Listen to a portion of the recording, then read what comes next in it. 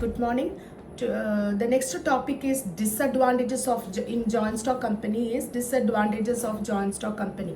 The first disadvantage is difficulties to create a company. അതായത് ഒരു company രൂപീകരിക്കാനായിട്ട് ഒരുപാട് ബുദ്ധിമുട്ടുകളുണ്ട്. എന്താണ് അതിന്റെ കാരണം? ഓക്കെ, അപ്പോൾ so you have to write this points in the explanation of this point, difficulties to create a company.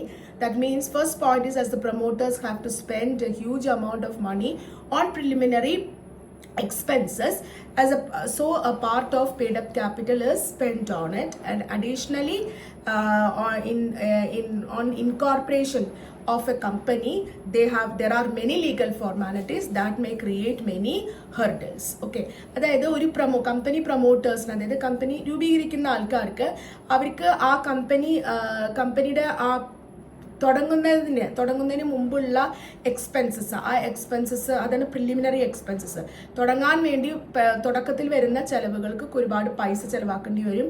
പിന്നെ അതുകൂടാതെ തന്നെ ഒരു കമ്പനി നിലവിൽ വരാനായിട്ട് ഒരുപാട് നിയമപരമായ നടപടികളുണ്ട്. അപ്പൊ അതും വളരെയധികം ബുദ്ധിമുട്ടുകൾ, അതായത് അതൊക്കെ ഫോർമാലിറ്റീസ് എല്ലാം, ആ നടപടികളെല്ലാം കഴിഞ്ഞതിന് ശേഷം മാത്രമേ കമ്പനി നിലവിൽ വരുള്ളൂ.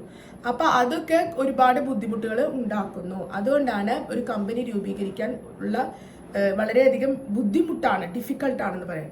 Next one, memorandum of association cuts down it's scope. Memorandum of association, അതായത് ഒരു കമ്പനി രൂപീകരിക്കാനായിട്ട് ആവശ്യമായിട്ടുള്ള വളരെ ഇമ്പോർട്ടൻ്റ് ആയിട്ടുള്ള ഒരു ഡോക്യുമെന്റ് ആണ് memorandum of association. That is, it is the most important document of a company. No company can work beyond its jurisdiction, so therefore a company cannot do whatever it likes. That's why memorandum of association restrict the scope of the company. So these all points you have to write in the explanation of memorandum of association. Cuts down its scope, അതായത് memorandum of association കമ്പനിയുടെ ആ അധികാരപരിധിയെ അത് ചുരുക്കുന്നു. അതായത് ഒരു company രൂപീകരിക്കാൻ ഏറ്റവും അധികം ആവശ്യമായിട്ടുള്ള ഒരു ഡോക്യുമെന്റ് ആണ് എന്ത്, മെമ്മോറാണ്ടം ഓഫ് അസോസിയേഷൻ എന്ന് പറയുന്നത്. അപ്പൊ ആ മെമ്മോറാണ്ടം ഓഫ് അസോസിയേഷനിൽ അതിൽ പറഞ്ഞിട്ടുള്ള നിയമങ്ങൾ അനുസരിച്ച് മാത്രമേ കമ്പനിക്ക് വർക്ക് ചെയ്യാൻ പറ്റുള്ളൂ. അതിന് അപ്പുറത്തായിട്ട് കമ്പനിക്ക് വർക്ക് ചെയ്യാനായിട്ട് പറ്റില്ല.